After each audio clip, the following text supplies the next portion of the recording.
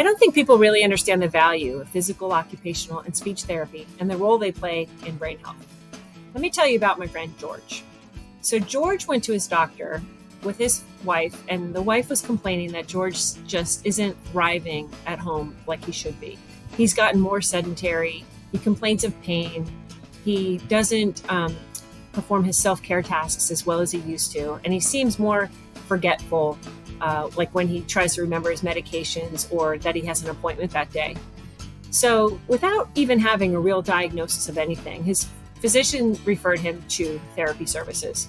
So physical therapy was able to address some of George's concerns around movement and his pain. George, it turns out, wasn't moving so much because, number one, his back hurt, but also he had balance deficits that made him fearful of moving too much and fearful of pain. The occupational therapist took a look at George's environment, and it was cluttered and it wasn't really set up for success.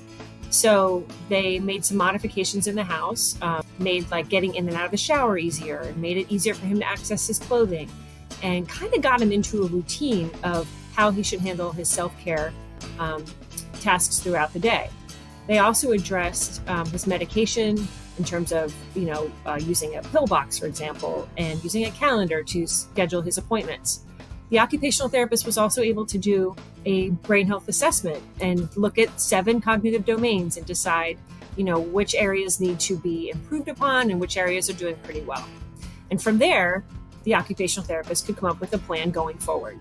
The speech therapist looked at his thinking skills also in terms of language, and was there any glitches in his actual thinking process?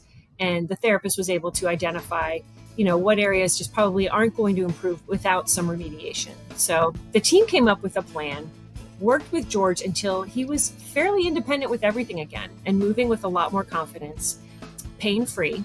And from that point was actually able to engage in those pro-brain healthy activities that we try to encourage so much. So he could get outside and move more. He was more interested in eating a healthy diet. He was more interested in being social and participating in cognitive stimulating activities like brain games and art and museum visits and things like that. I hope you've enjoyed this video. Please feel free to share it with your friends. I'll see you next time when we talk about more ways to engage your brain.